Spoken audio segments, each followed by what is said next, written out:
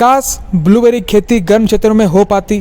दोस्तों ये सवाल जो है आपको बार बार आता होगा जब भी आप ब्लूबेरी खरीदते होंगे, क्योंकि दोस्तों ब्लूबेरी बहुत ही महंगा आता है और उसकी जो पर केजी कॉस्टिंग रहती है 4 से लेकर 4,500 रुपये प्रति किलो बिकती है ब्लूबेरी। तो दोस्तों आज हम बताएंगे कि कैसे आप करोड़ों की कमाई कर सकते हैं ब्लूबेरी खेती करके। तो इस वीडियो पर बने रहें। कंफर्म बताता हूं आपको कि आप ब्लूबेरी खेती आसानी से कर सकते हैं, वो भी आपके अपने गर्म क्षेत्र में। और आज हम जानेंगे कि ऐसी कौन कौन सी ब्लूबेरी की वैरायटीज़ हैं जो कि हमारे गर्म क्षेत्र में हो सकती हैं। और साथ ही हम ये भी जानेंगे कि ब्लूबेरी खेती के लिए हमारी मिट्टी किस प्रकार की होनी चाहिए, पीएच क्या होना चाहिए और कौन कौन सी न्यूट्रिशन हमारे मिट्टी में उपलब्ध होने चाहिए। The super fruits blueberry, kiwi, avocado, Guzzi berries, ये सारे सुपर फ्रूट की कैटेगरी में आते हैं। लेकिन क्या आपको पता है कि कब हम कोई भी फल को सुपर फ्रूट की कैटेगरी में डालते हैं? आपको शायद पता नहीं होगा, लेकिन सुपर फ्रूट क्या होता है इसके बारे में कोई भी प्रॉपर डेफिनेशन आपको नहीं मिलेगा। तो आप पूछोगे कि फिर ये सब कैसे सुपर फ्रूट की कैटेगरी में आ चुका है? अगर कोई प्रॉपर डेफिनेशन ही नहीं है तो ये सब कैसे सुपर फ्रूट की कैटेगरी में आए हैं?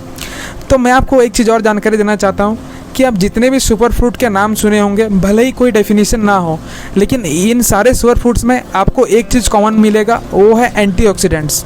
इन सभी सुपर फ्रूट में एंटीऑक्सीडेंट की मात्रा है वो काफ़ी अधिक देखने को मिलती है।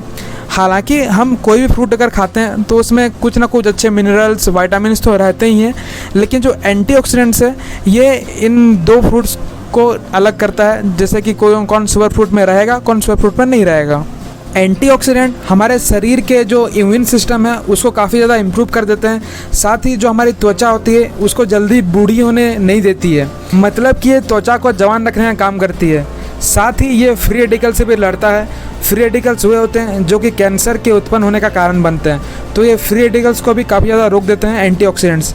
एंटीऑक्सीडेंट्स में भी खास करके एंथोसाइनिन्स, जिसके कारण ही आप इसका कलर जो है पर्पल कलर का देखते होंगे, जिसमें भी एंटीऑक्सीडेंट पाए जाते हैं। द सुपर फ्रूट की कैटेगरी में आपको नंबर 1 पर देखने को मिल जाएगा ब्लूबेरीज़।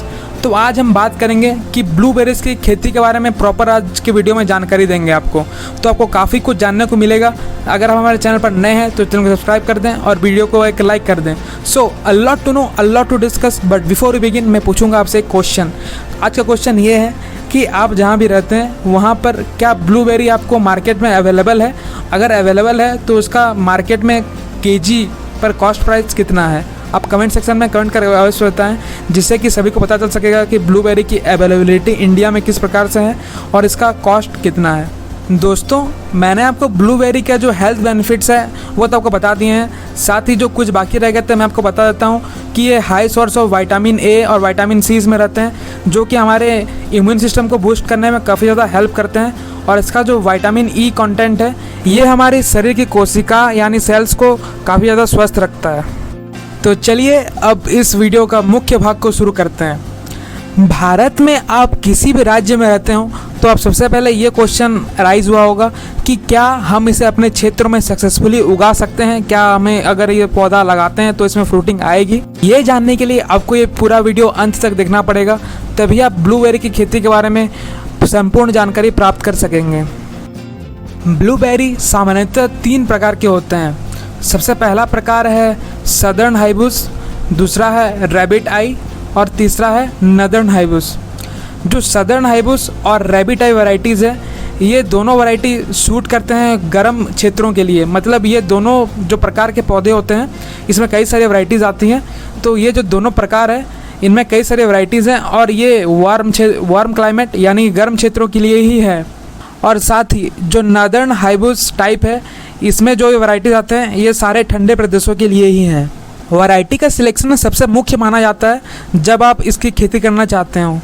आप इस बात का ध्यान अवश्य रखें कि जो भी गर्म क्षेत्रों में होने वाली ब्लूबेरी की वैरायटीज़ हैं वो ठंडे प्रदेशों में भी हो सकती हैं, लेकिन लेट विंटर के कारण जो ब्लूबेरी है वो ख़राब भी हो सकती है। इसीलिए आप जो गर्म क्षेत्रों वाली ब्लूबेरी वैरायटीज़ होंगी उसे आप ठंडे प्रदेशों में ना लगाएं। और अगर ठंडे प्रदेशों वाले ब्लूबेरी वैरायटीज़ को गर्म क्षेत्रों में लगाया जाता है तो उसमें उतनी अच्छा प्रोडक्शन नहीं आ पाएगा, ना ही उतना अच्छा क्वालिटी आ पाएगा। इसीलिए वैरायटी सिलेक्शन सबसे महत्वपूर्ण माना जाता है ब्लूबेरी की खेती करने में।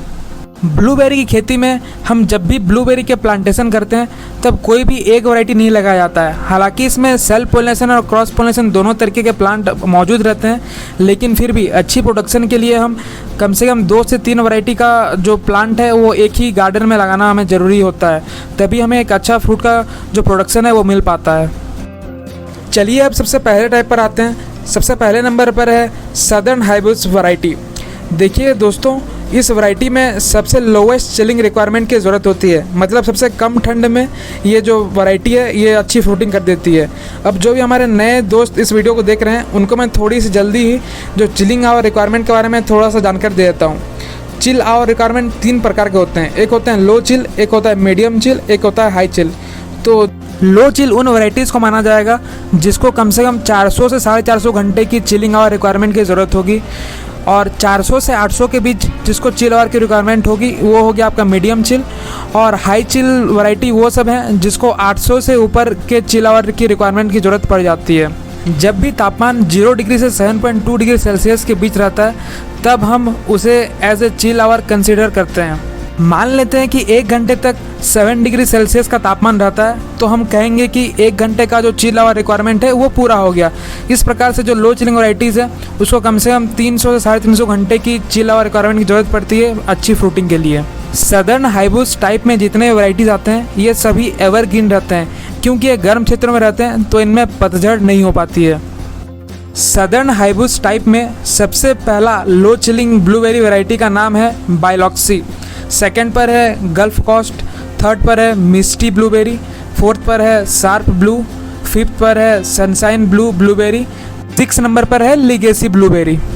सदर्न हाइब्रिड टाइप में ये सारे वैरायटीज़ हमारे गर्म क्षेत्रों में हो सकती हैं, लेकिन कौन सा वैरायटी किस राज्य में प्लांटेशन करने से अच्छा प्रोडक्शन मिलेगा इसके लिए आपको थोड़ा देर और समय देना पड़ेगा। हमारा दूसरा टाइप है रैबिट आई वैरायटीज़। ये भी लो चिल वैरायटीज़ हैं, लेकिन ये अडेप्टेबल हैं मॉडरेट कूल क्लाइमेट्स में। जैसे कि हमारे देश में बात की जाए तो जैसे हिमाचल प्रदेश है, वहाँ पर हिमाचल प्रदेश का जो ऊपरी नॉर्थ एरिया है वो ठंडा ही रहता है लेकिन उसमें गर्मी भी रहती है, तो उस एरिया के लिए ये वैरायटी सबसे अच्छी मानी जाती है। रैबिट आई टाइप में जितनी भी वैरायटीज़ आती हैं इनका नाम रैबिट आई इसलिए दिया गया है क्योंकि जब ये इमैच्योर होती हैं, यानी जब पूरी तरह से पक कर रेडी नहीं होती हैं, तब इसका जो कलर होता है वो खरगोश की आँख के रंग का होता है, इसीलिए इसका नाम रैबिट आई दिया गया है। लेकिन जब ये पूरी तरह से हार्वेस्टिंग के लिए रेडी हो जाती है तब ये नॉर्मल ब्लूबेरी जैसा कलर ले लेती हैं। ये टाइप सेमी डेसिडियस टाइप है, यानी कि इसमें पतझड़ आता भी है और नहीं भी आता है, मतलब अपने क्लाइमेट के हिसाब से इसमें पतझड़ आता है और पतझड़ नहीं भी आता है। रैबिट आई टाइप में सबसे पहला वैरायटी का नाम है ब्राइटवेल या ब्रिटवेल, सेकंड पर है पाउडर ब्लू ब्लूबेरी, थर्ड पर है मैरू ब्लूबेरी और फोर्थ पर है राही ब्लूबेरी। तो चलिए दोस्तों, इंतज़ार की घड़ी होती है ख़त्म और अब हम हमको जानकारी देंगे कि कौन सी वैरायटी आप पूरे भारतवर्ष में कहीं भी लगा सकते हैं नॉर्थ इंडिया में छोड़ करके, यानी जम्मू कश्मीर या हिमाचल प्रदेश का रीजन को अगर हटा दिया जाए तो बाकी का जो ज़्यादातर भारत बचता है उस हिस्से में आप कौन से वैरायटी को लगाएं। तो उस हिस्से के लिए जो सबसे बेहतरीन वैरायटी है वो है बाइलॉक्सी ब्लूबेरी। ये सदर्न हाइब्रिड टाइप में आती है। दोस्तों, अगर इसकी चिल आवर रिक्वायरमेंट की बात की जाए तो ये मात्र 150 घंटा ही इसका चिल आवर रिक्वायरमेंट है, और ये दिल्ली से कन्याकुमारी तक अगर आप इसे पूरे भारतवर्ष में कहीं भी लगाते हैं तो ये आसानी से आपको बहुत ही अच्छी फ्रूटिंग आपको देखने को मिल जाएगी। दक्षिण भारत में ब्लूबेरी की खेती करते समय इस बाइलॉक्सी वैरायटी की इस बात का ध्यान अवश्य रखें, क्योंकि साउथ इंडिया में कुछ ऐसे क्षेत्र हैं जहाँ पर 20 डिग्री सेल्सियस से नीचे तापमान नहीं जाता है, तो वहाँ पर आप ब्लूबेरी हो सकती है या नहीं ये एक एक्सपेरिमेंट का विषय है। बाइलॉक्सी ब्लूबेरी वैरायटी एक ऐसी वैरायटी है जिसको कहीं कहीं पर ऐसा भी लिटरेचर में पाया गया है कि इसको अगर कहीं पे ऐसा स्थान है जहाँ पर चिलिंग आवर्स बिल्कुल नहीं मिलती है, 0 चिलिंग आवर्स मिलती है, तो वहाँ पर भी ये अच्छी परफॉर्म कर सकती है। लेकिन इसको एक्सपेरिमेंट करने के बाद ही इसको पूरी तरीके से क्लियरली कहा जा सकता है। बात करते हैं कि ब्लूबेरी की साइज़ इसके कैसा होता है, तो इसका साइज़ मीडियम साइज़ रहता है, जो मतलब मार्केट में अवेलेबल जो रहता है वही साइज़ इसका रहता है और काफ़ी अच्छा साइज़ देखने को आता है। अगर हम बात करें, सबसे पहले बात करते हैं कि ब्लूबेरी की खेती करने के लिए जो पीएच होता है वो कितना होना चाहिए। ब्लूबेरी खेती के लिए सबसे ज़रूरी होता है कि जो जहाँ पर भी आप ब्लूबेरी खेती करना चाहते हैं उसका जो सॉइल का पीएच है वो एसिडिक होना चाहिए, यानी आपका जो पीएच लेवल है वो 4.5 से 5.5 होना चाहिए। अभी आपका जो बायोलॉक्सी ब्लूबेरी है या कोई भी ब्लूबेरी का वैरायटी है वो अच्छी प्रकार से वो चल पाएगा, अच्छा ग्रोथ होगा और अच्छी फ्लावरिंग फ्रूटिंग हो पाएगी। अगर वो उसका सॉइल स्लाइटली एसिडिक या एसिडिक सॉइल नहीं है तो उसमें ब्लूबेरी खेती अच्छी प्रकार से नहीं हो सकती है। हालांकि अगर सॉइल एसिडिक नहीं है तो आप उसको सॉइल को एसिडिक बना सकते हैं विनेगर का यूज़ करके। वो हम आगे के वीडियोस में आपको जानकारी देंगे कि किस प्रकार से आप सॉइल को एसिडिक बना सकते हैं। तो जो भी एसिडिक सॉइल होता है वो ब्लूबेरी खेती के लिए सबसे उपयुक्त माना गया है। ब्लूबेरी की खेती के लिए जब आप मिट्टी तैयार करते हैं तब आपको इन 3 कंपोनेंट को मिला करके ही बनाना है। जैसे कि हो गया कोकोपिट, ऑर्गेनिक मैटर मतलब सड़ी हुई गोबर की खाद या केंचुए की खाद, वर्मी कंपोस्ट, ये सब मिला सकते हैं। और इसके साथ परलाइट और सैंड यानी बालू को भी मिलाना है। तो इससे जो तैयार आपका मिट्टी होगा ये काफ़ी अच्छा होगा ब्लूबेरी की प्लांटेशन के लिए। बायोलॉक्सी ब्लूबेरी वैरायटी का जो साइज़ होता है लंबाई में वो थोड़ा सा कम होता है अन्य ब्लूबेरी की वैरायटीज़ की अगर बात करें तो। इसका जो हाइट होता है वो 4 से 6 फीट तक पहुंच जाता है, लेकिन अन्य ब्लूबेरी वैरायटीज़ का हाइट थोड़ा सा और भी ज़्यादा हो जाता है। 2 बायोलॉक्सी ब्लूबेरी वैरायटी के बीच में कम से कम 6 फीट की दूरी होनी चाहिए, क्योंकि अगर 2 ब्लूबेरी प्लांट के अगर रूट्स एक साथ मिल जाते हैं तो वो अच्छा नहीं माना जाता है और उसमें प्लांट का जो ग्रोथ है वो कम हो सकता है। बायोलॉक्सी ब्लूबेरी सेल्फ पोलिनेटेड वैरायटी होती है, यानी कि इसको फल देने के लिए कोई और अन्य वैरायटी की ज़रूरत नहीं पड़ती है।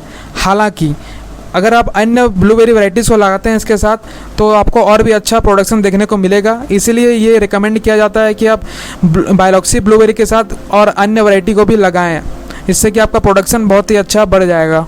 बायोलॉक्सी ब्लूबेरी एवरग्रीन रहते हैं, यानी कि इनके जो पत्ते हैं वो झड़ते नहीं हैं पतझड़ के समय में भी। ब्लूबेरी के जो रूट्स होते हैं वो शैलो टाइप के होते हैं, यानी कि आपको ऐसा मिट्टी तैयार करना है जहाँ पर जो पानी है वो थोड़ा सा रोक करके रखे। हालांकि आप हैवी वाटर करने से बचें, यानी कि जब तक वो पानी अच्छे से सोख नहीं लेता है मिट्टी उसके बाद ही आप दूसरी बार पानी दें, नहीं तो आपको रूट रॉट की समस्या भी देखने को मिल सकती है। अगर ब्लूबेरी की खेती में फर्टिलाइज़र की बात करें तो फर्टिलाइज़र के लिए आप ब्लूबेरी पौधे को खाद साल में सिर्फ एक ही बार दिया जाता है।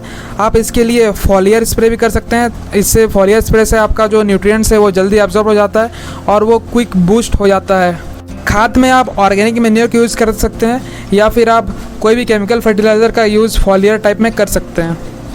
ब्लूबेरी प्लांट्स को एप्पल के प्लांट के जैसे प्रूनिंग करना पड़ता है हर साल एक बार, लेकिन इसका जो प्रूनिंग है वो बहुत ही ईजी है। इसमें इतना कुछ देख रेख करके प्रूनिंग नहीं करना होता है, बस जो डिजीज़ ब्रांचेज होते हैं उसको हटाना होता है, जो भी डेड ब्रांचेज होते हैं उसको हटाना होता है। और इसका प्रूनिंग इसलिए ईजी माना जाता है क्योंकि इसमें जो ब्लैक रॉट की समस्या है वो नहीं आती है। एप्पल में होता ये है कि जब हम प्रूनिंग करते हैं तो बहुत बार ऐसा देखा जाता है कि उसमें ब्लैक रॉट होने लगता है और धीरे धीरे वो पूरा टहनी ख़राब होने लगती है प्रूनिंग के बाद, लेकिन इसमें प्रूनिंग करने के बाद भी कोई भी समस्या देखने को नहीं मिलती है। बायोलॉक्सी ब्लूबेरीज के ऊपर माइट्स और एफिड्स का जो अटैक है वो बहुत ही कॉमन माना जाता है। माइट्स को आप आसानी से पहचान सकते हैं, ये बहुत ही जो छोटे छोटे आकार के वाइट कलर के होते हैं वो पत्ते के पीछे की तरफ होते हैं। और एफिड्स ऐसे दिखने में होते हैं, छोटे चींटी की तरह दिखने में होते हैं और ये भी जो पत्ते हैं उसी में रहते हैं, स्टेम्स में रहते हैं और ये फ्रूट में भी आ जाते हैं। इससे बचने के लिए आपको समय समय पर पेस्टिसाइड का यूज़ करना पड़ेगा ताकि आप इससे कोई भी डैमेज से बच सकें। दोस्तों, मैंने आपको शुरुआत में एक सवाल पूछा था कि आपके क्षेत्र में ब्लूबेरी की जो कॉस्ट है वो पर केजी कितनी आती है। अभी जो ब्लूबेरी का कॉस्ट चल रहा है वो 2000 प्रति किलो का कॉस्टिंग अभी चल रहा है मार्केट प्राइस। तो दोस्तों, हम देख सकते हैं कितना महंगा फ्रूट है और अभी भारत में इसकी खेती भी नहीं हो रही है कमर्शियल लेवल पर। हम लगभग जितने भी फ्रूट्स इंडिया में आते हैं वो सारे इंपोर्ट रहते हैं। तो आप समझ सकते हैं कि ये एक सुपर फ्रूट है जो कि हम विदेशों से इंपोर्ट कराते हैं, जबकि हमारी अच्छी से कमर्शियल लेवल पर खेती भारत में, पूरे भारत में की जा सकती है। तो इसकी खेती अवश्य करें, क्योंकि जब तक हम कुछ नया नहीं करेंगे तब हम किसानों को कुछ एक्स्ट्रा जो लाभ है वो नहीं हो पाएगा। और जब तक हम भीड़ में ही रहेंगे, यानी जो सब लोग खेती कर रहे हैं अगर वो भी हम ही लोग सभी सेम खेती करें तो इसमें किसान का कभी खास उन्नति नहीं हो सकता। क्योंकि जब हम कुछ नया कुछ करने की कोशिश करेंगे तभी हमारा जो आय है वो बढ़ सकता है। तो अब ब्लूबेरी की खेती आपको अवश्य से करनी चाहिए, क्योंकि ये एक हाई प्रॉफिटेबल इनकम वाली क्रॉप है। आपको जानकारी के लिए बता देते हैं कि 2020 के डाटा के अनुसार हम लोगों ने 1800 टन की जो ड्राई ब्लूबेरीज़ हैं उनका इंपोर्ट कराया था और 100 टन जो फ्रेश ब्लूबेरीज़ हैं उनका इंपोर्ट कराया था। जब हम खुद से ब्लूबेरी खेती कर सकते हैं तो हम बाहर से इंपोर्ट क्यों कराएं? यही कारण है कि आज इंडिया का जो ट्रेड डेफिसिट है, यानी कि जो व्यापारी घाटा है, आज $100 बिलियन तक पहुंच चुका है। यानी कि हम लगभग 8 ट्रिलियन जो हमारा इंडियन रुपी है उसमें हमारा घाटा पहुंच चुका है। इसको एक सफल एग्जांपल से मैं आपको समझाता हूँ। अब मान लेते हैं कि हम लोगों ने 100 रुपये का जो सामान है वो इंपोर्ट कराया है, तो हम मात्र 50 रुपये का ही सामान एक्सपोर्ट कर पाते हैं और 50 रुपये हमारा घाटा हो जाता है। तो इसलिए हम सभी देशवासी हमारे देश को इस प्रकार से स्ट्रांग बना सकते हैं कि हम जो भी सामान हम इंपोर्ट कराते हैं, हम कम से कम इंपोर्ट कराएं सामान, और ज़्यादातर जो हम कंज्यूम करते हैं वो सारी चीज़ें हम खुद से ही निर्माण करने की कोशिश करें, तभी एक अच्छे भारत का निर्माण हो सकता है। जय हिंद, जय जवान, जय किसान। धन्यवाद।